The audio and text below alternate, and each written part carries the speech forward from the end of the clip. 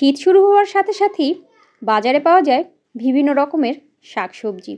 আর এই শাকসবজিগুলো খেতে কিন্তু লাগে অসাধারণ, যে কোনোভাবেই রান্না করেন না কেন। আজকে আমি চলে আসলাম লাউ শাকের নিরামিষের রেসিপিটি নিয়ে।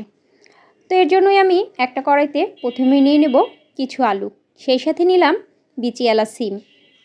এই নিরামিষটা রান্না করতে অবশ্যই বিচিয়ালা সিম লাগবে। দিয়ে দিলাম কুচানো পেঁয়াজ এবং রসুন, সেই সাথে দিলাম কাঁচামরিচ, দিয়ে দিলাম পরিমাণ মতো হলুদের গুঁড়ো এবং 1 কাপের মতো পানি, আরও দিয়ে দিলাম পরিমাণ মতো লবণ। তো সব কিছু আমি নেড়েচেড়ে ভালোভাবে একটু মিশিয়ে নিলাম। এবারে চুলার আগুনটা জ্বেলে সব কিছুকে আমি ঢেকে দিলাম।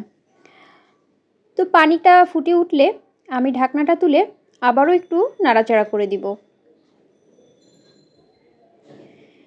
নাড়াচাড়া হয়ে গেলে আমি আবারও কিছু সময়ের জন্য সবজিগুলোকে ঢেকে রাখব।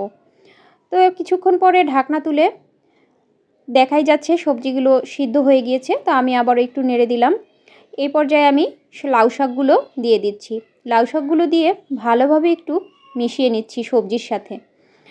তো আমি সবগুলো লাউ শাক কিন্তু দিয়ে দিলাম। এবারে আমি ঢাকনা দিয়ে দিয়েছি।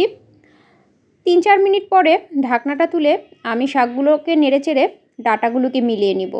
তো ডাঁটাগুলো মিলানো হয়ে গেলেও আমি 5 মিনিটের জন্য ঢাকনা দিয়ে দেব।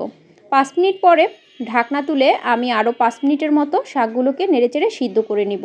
এ পর্যায়ে ঢাকনা দিলে শাকের কালারটা নষ্ট হয়ে যাবে। আর লাউ শাক রান্নার সময় ডাঁটাগুলো যদি একটু শক্ত রাখা যায় তাহলে কিন্তু খেতে ভালো লাগে। তা আমি এখানে একটা কড়াইতে তেল দিয়ে দিলাম, সেই সাথে দিয়ে দিলাম রসুন, পেঁয়াজ এবং শুকনা মরিচ।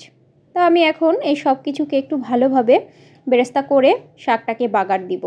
এই শাকটা খেতে আমার তো খুবই ভালো লাগে, আপনারা একবার হলেও ট্রাই করে দেখবেন। এই শাকের রেসিপিটি আমার আম্মুর। তো আমি আমার আম্মুর মতো করেই চেষ্টা করি রান্না করতে। তো আমার কিন্তু পেঁয়াজগুলো বেরেস্তা হয়ে গিয়েছিল, আর এখন আমি শাকগুলোকে দিয়ে দিলাম।